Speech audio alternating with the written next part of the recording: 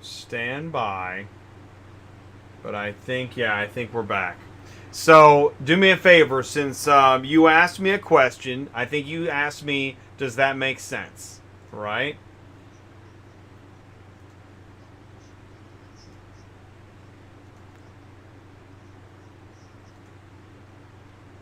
It does, and so, and actually, you were talking about, because you're on serology.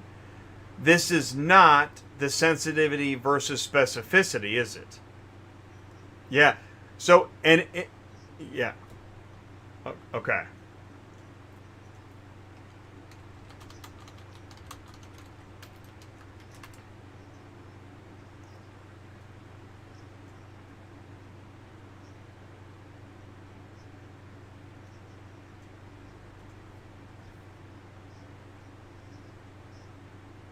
Right.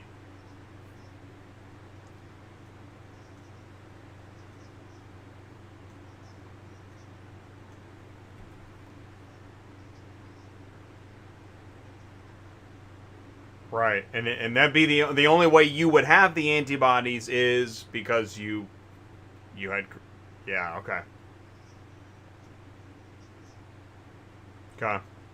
All right. And hey, by the way, the test, when you say the test we use, do you do administration of these tests, or you work with companies that do that?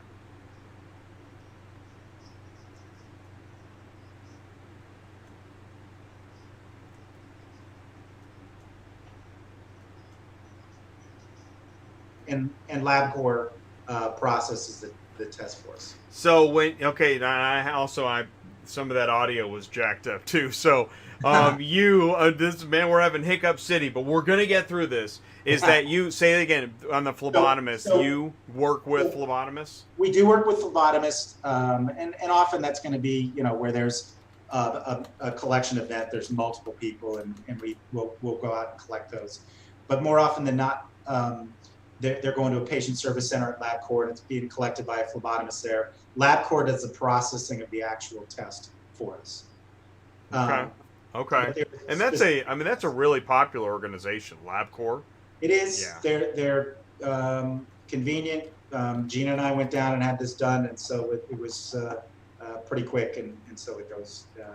I think it's a process most folks can work with. Okay. All right. So So next topic then, as we yeah, keep moving, as we yeah. keep trudging through. Okay. Okay. so so let's go a little bit forward, and I think the big question that a lot of folks may have, and you may have, is, is it accurate? There's a lot of Yeah. Is it discussion accurate? out there that says, hey, uh, antibody testing is inaccurate, and I'd like to kind of address that briefly, if we can. The, with good intent, um, there were 250 plus antibiotic screening tests that were rushed to the market. Really? And typically, Jay, this falls under the FDA to test, and they have accelerated that process. And so the problem became that, and we'll go through specifically what this is talking, specifically the specificity. But the problem became Right. was that the tests weren't accurate in a couple of different ways. One was that, as I mentioned before, when you have a virus, by the way, coronavirus, first time I heard of it was with this, the coronavirus causes a cold, right? And so this just is Right. a version of the coronavirus. And so Right. This is that. it's That is, I think that is thrown off. I mean, we've learned that over time, but yeah. right, So the common cold is a version of coronavirus. correct. Okay. And so what ends up happening, Jay, is that some of the early tests that came out would pick up an antibody response to a coronavirus, not this one, right? And Right. so that's important. If you would test positive for having this antibody and it's the wrong one, that again, a false positive then says, hey, Yeah. We don't want I've that. had this and I got immunity.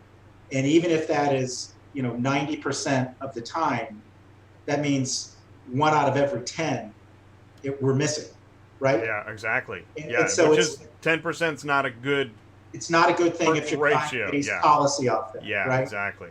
The other thing that they had, so that's kind of the specificity. The other test, and I'll go through what ours says, but the other test talked about sensitivity, and what happened was that it would miss.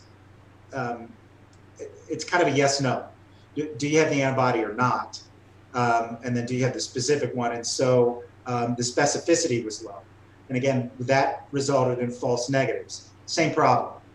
If you're trying to make a diagnosis, or you're trying to give good data, and you're trying to make the drivers or the employees or the populace understand what we're doing, it's important that the tests are accurate.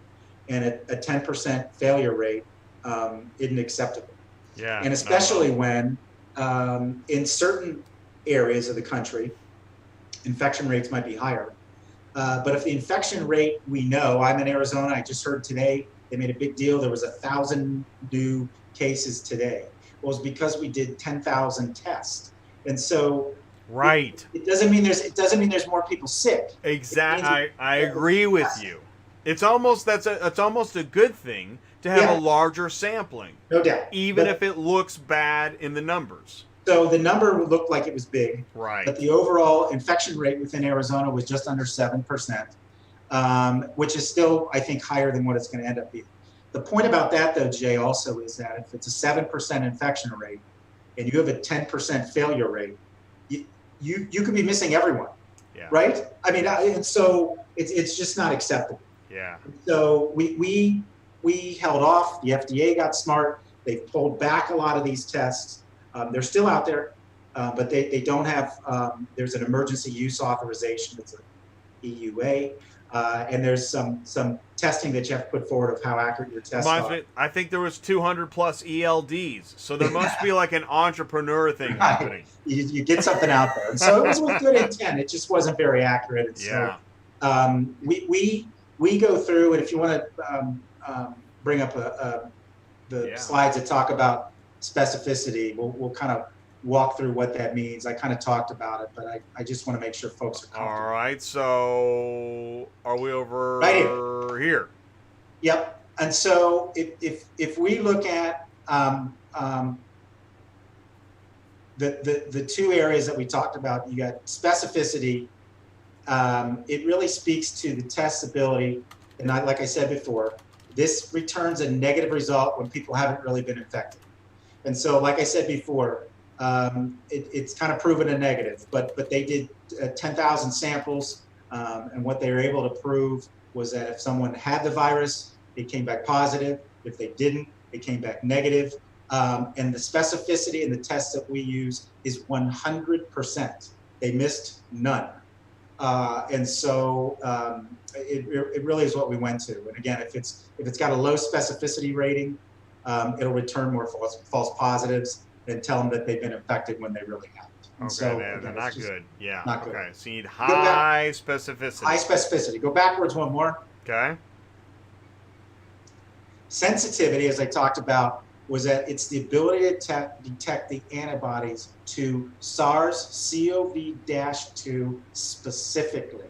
Right. And so it's looking for that specific. These are not antigens of the common cold. It's not looking at. It's not going to tell you that Jay had chicken pox in the past. Right. I don't know, right? But it's looking for this.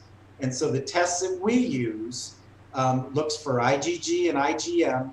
And the sensitivity of that is 99.8. And so again, I don't know that we can get foolproof. The specificity is 100%. Well, everything, anything in science, you look 99.9. Yeah. That's just where you're at. Yep. And so that's why we as an organization are telling folks that today, and again, there could be a new test that comes out tomorrow, but today, what we're most comfortable with is the blood draw. It has this sort of success. It has this sort of science behind it. And you can be sure